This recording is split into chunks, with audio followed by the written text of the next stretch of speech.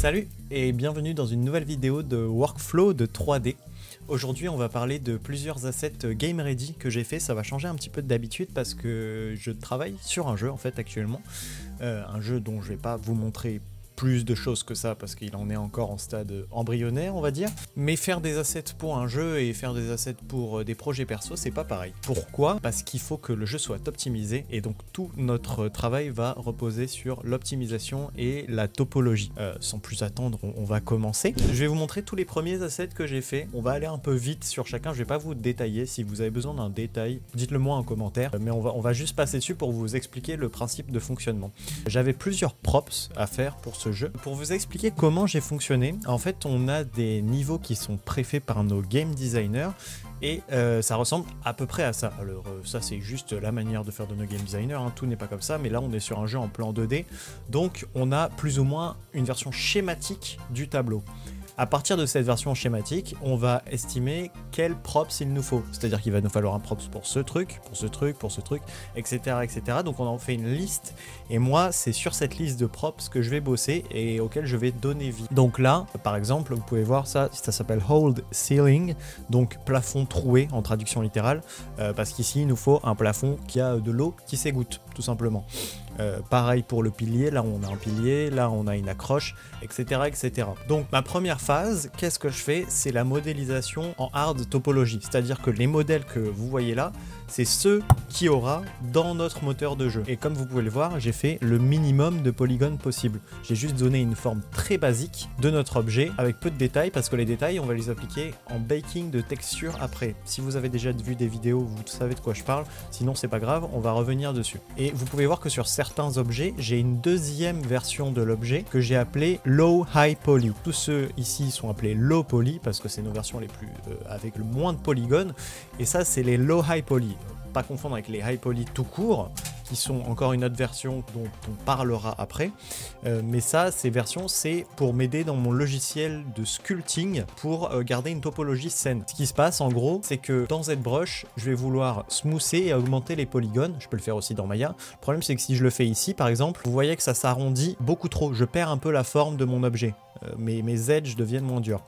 Ce que j'ai envie de faire, c'est de garder bien mes hard edges, c'est-à-dire bien la forme de base de mon objet. Donc je vais démultiplier les edges ici, sur les bords, sur les côtés, pour garder ma forme principale. Donc j'ai fonctionné comme ça pour cet objet, pour celui-là aussi. En fait, ils ont tous une version low high poly, mais elles sont pas toutes affichées ici parce que j'en avais pas forcément besoin. Là par exemple, on est sur un cube. La version low poly convient suffisamment parce qu'elle a déjà les marques de topologie qui sont suffisamment fortes pour que je garde la forme de ma modélisation.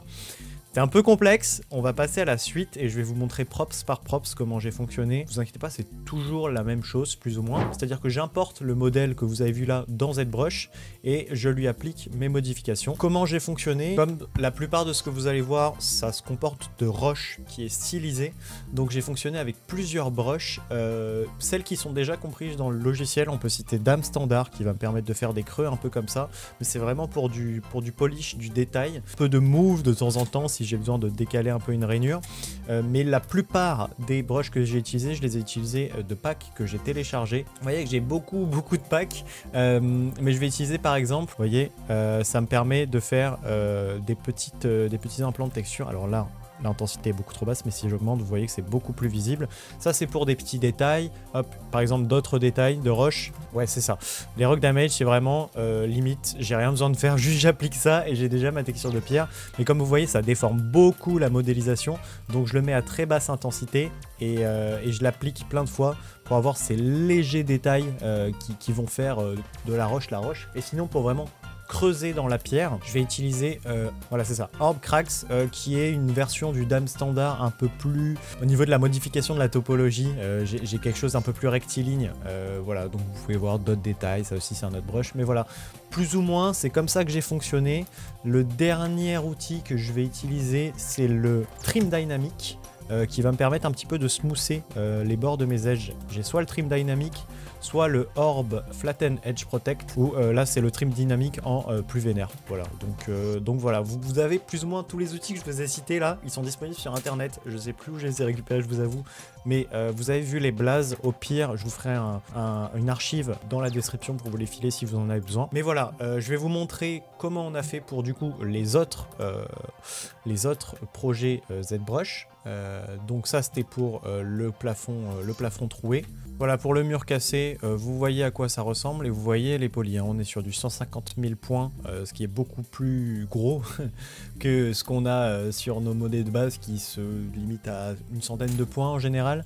Donc voilà, vous voyez à peu près à quoi ça ressemble. J'ai utilisé plus ou moins les mêmes outils que je vous ai dit. Là vous pouvez voir les textures de damage qui sont beaucoup plus marquées que sur l'autre. Mais pareil, on va essayer de chercher du détail, on va smoother un petit peu les bords des edges, on va arrondir un peu la modée et on va foutre du détail. En fait, le but de tout ça, c'est de faciliter notre travail de texture. Techniquement, je pourrais le faire en texture, ça aussi, mais le fait de modeler et d'avoir un accès direct à la topologie de la modélisation, ça va nous permettre de simplifier tout ce processus et de gagner énormément de temps. Si j'avais voulu faire ça en texture, il aurait fallu être très précis et dessiner ça en fait à la main ou trouver directement les brushes et les appliquer comme ça, mais jamais j'aurais autant de latitude sur la manière dont je les applique sur mon logiciel de sculpt que sur mon logiciel de texture. Voilà, le pilier là, on a une topologie beaucoup plus marquée. J'ai un peu galéré, vous voyez que les lignes sont pas très droites, mais je trouvais que ça rajoutait un petit peu au côté crasseux, un peu abîmé de notre pilier. J'ai fait voilà, ça c'est avec Dame Standard par exemple, j'ai fait les signes dans la pierre. J'ai pas fait de symbole particulier, j'ai fait au feeling, mais vous pouvez voir voilà, là une topologie beaucoup plus marquée, beaucoup de détails. La plus grosse difficulté a été de bien séparer ma topologie ici. Il a bien fallu que je marque mes edges parce que sinon quand j'augmentais les détails le trou se refermait de lui-même en fait. Donc voilà, c'est ce genre de petits détails à la con où il faut faire attention. Voilà, l'autre pilier là un peu moins abîmé, un peu moins marqué vu qu'il était pas cassé. Ça par exemple c'est le pilier qu'on va retrouver ici là, c'est le pilier qu'on aura là dans notre jeu. Pareil, même processus, on marque les edges ici, on applique des détails de cassure, des petits motifs, formes. Il y a un truc dans ZBrush, alors ça pour l'appliquer je trouve pas du tout pratique cet outil, mais pour faire des traits droits il faut clic gauche puis shift et ensuite on fait glisser et on lâche shift. C'est pas du tout intuitif comme tout ce logiciel de toute façon, très fort, mais plus la merde pour les nouveaux venus. Espèce de petite accroche que je ne vous ai pas montré encore. La petite accroche, là je me suis fait un peu plus plaisir dans le détail, même si on verra après que notre texture ne sera pas suffisamment grande pour mettre tous les détails que j'ai mis, mais je me suis un peu amusé, j'ai gratté à droite à gauche pour faire une espèce de défense à moitié dorée. Là derrière petit easter egg, voilà, j'ai mis ça, de toute façon on le verra jamais sauf s'il y a quelqu'un qui ira fouiller dans les fichiers du jeu. Et voilà, petit détail, pareil, même mode de fonctionnement, de toute façon j'ai pas grand chose à dire, c'est juste pour vous montrer les props une fois qu'ils sont sculptés.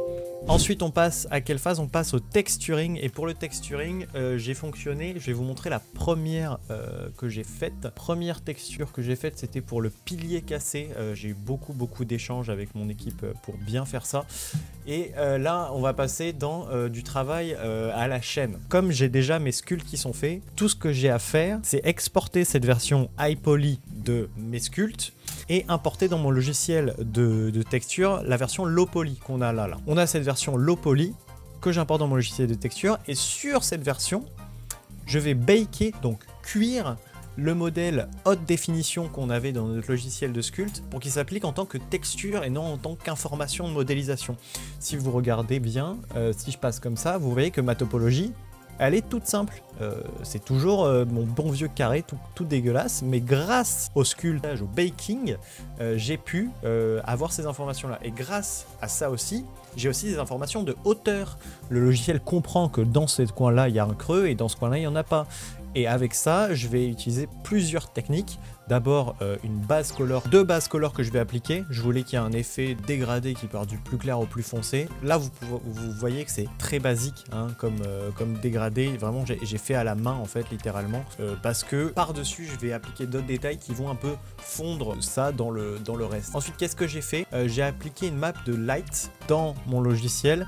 Je peux avec des masques noirs fonctionner avec une couche d'alpha. L'alpha, pour ceux qui ne savent pas, c'est une map d'opacité, hein, une l'image d'opacité, c'est-à-dire que si vous voyez là en petit, là, ici, c'est une map d'opacité, c'est-à-dire que plus c'est clair, plus on le voit. Si c'est tout noir, ça veut dire qu'on le voit pas, et si c'est tout blanc, c'est qu'on le voit au max. Donc voilà, il n'y a rien de plus à comprendre.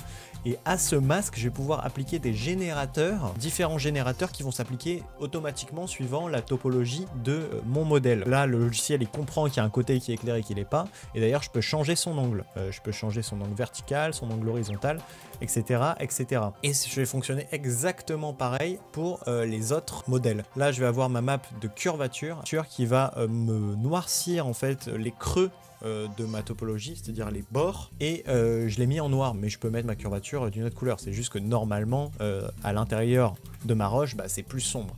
Qu'est-ce que je vais appliquer en dernier? Ambiante occlusion. L'occlusion ambiante, c'est nos zones sombres. En gros, ça va automatiquement détecter là où on a nos zones sombres, nos creux, là où mon modèle se replie sur lui-même ou des choses comme ça, et automatiquement se mettre à cette couleur. Et moi, je vais appliquer une couleur plutôt claire, parce que là j'ai encore fonctionné d'une autre manière, c'est que mon modèle avait des soucis, donc j'ai utilisé la map d'ambiante occlusion comme une map de curvature et la map de curvature comme une map d'ambiante occlusion.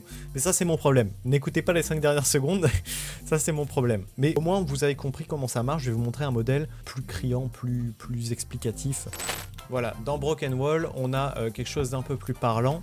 Qu'est-ce que j'ai fait quand je parlais de travail à la chaîne tout à l'heure, c'est qu'une fois que j'ai terminé ma texture là, je l'ai mis dans un dossier, toutes les modifications que j'ai faites, et j'ai fait créer un matériau adaptable, un smart material en anglais dans la version de base du logiciel. C'est un matériau que je peux retrouver dans ma librairie et que je peux appliquer comme je veux avec mes modèles. Donc là, vous voyez, j'ai plusieurs matériaux déjà préfaits qui s'appliquent automatiquement, où j'ai juste 2-3 trucs à changer et je peux l'appliquer sur n'importe quel modèle 3D. Là, qu'est-ce que j'ai rajouté par exemple? J'ai rajouté des détails un petit peu de béton armé, mais plus gros, je l'ai fait dans la curvature, enfin une pierre de jade que j'ai récupérée, j'ai changé les couleurs et j'en ai récupéré les veines en fait, ça là, pour pouvoir marquer un peu du détail, marquer un peu la roche, parce que mon sculpte était justement pas assez extrudé, pas assez sculpté pour avoir les détails que je voulais. Pareil ici, une autre map de curvature, très simple, je pense que c'est assez compréhensible de comment ça fonctionne. La texture, ça se joue vraiment au feeling, je peux pas vous dire c'est ce truc qui marche comme ci, ce truc qui marche comme ça. On va utiliser tous les outils qu'on a besoin pour arriver au résultat dont on a envie. Souvent c'est la phase la plus longue en fait, pas parce que c'est compliqué, mais parce qu'on n'est jamais satisfait de la texture qu'on a. Qu'est-ce que je peux vous montrer d'autre? Je vais vous montrer un ou deux modèles et on va s'arrêter là. Le ring, vous voyez tout à l'heure, pareil, même workflow. J'ai utilisé curvature pour avoir mes edges colorés, mes détails de jade pour avoir un petit peu les marquages de la roche, mon ambiante occlusion pour marquer ma couleur, etc., etc., etc. Et au lieu de vous montrer un par un, je vais directement aller sur le serveur Discord, comme ça vous voyez un peu les assets finaux. Une petite texture seamless que j'ai dû faire, ça je vous en parlerai dans une autre vidéo parce que ça c'est compliqué de faire du seamless.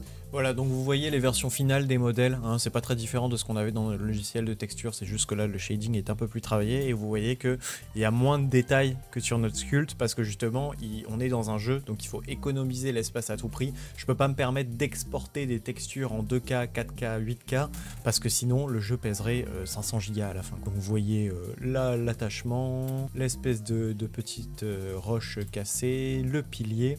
Le pilier là on peut voir bien, ça c'est grâce à l'ambiante occlusion par exemple, vous voyez il y a le noir qui s'affiche ici parce que c'est censé être en dessous du pilier, donc automatiquement avec l'érosion on a quelque chose qui est beaucoup plus marqué que ce qu'on a plus bas. Et le pilier cassé, il y a eu plusieurs versions de ce pilier. Il y a une version très noire, il y a une version bleutée, il y a une version toute blanche, un peu plus cartoon, etc. etc. Donc voilà, vous voyez que souvent on finit un asset et en fait il y a beaucoup de choses à revoir dessus. Mais voilà, c'est à peu près tout. J'espère que je me suis pas trop éparpillé et que ça vous a quand même intéressé, parce que je suis pas trop allé dans le détail, mais un peu quand même, toujours dans l'entre-deux. Ça m'a fait plaisir de vous montrer un peu ce que j'ai fait. J'ai bossé sur d'autres trucs aussi, ça devrait arriver si ma motivation suit. Merci d'avoir regardé tout ça. Si vous avez des questions, des trucs en particulier qui vous intéressent, n'hésitez vraiment pas. Je peux vous répondre en commentaire ou carrément faire des petites vidéos dessus sur des sujets en particulier qui vous tracassent, que vous comprenez pas ou qui vous intéressent. Sur ce, moi je vous fais des bisous, je vous souhaite une bonne fin de journée, de soirée, et on se donne rendez-vous au prochain live, si vous voulez me voir travailler ou souffrir, et à la prochaine vidéo si vous avez la patience. Allez, ciao ciao.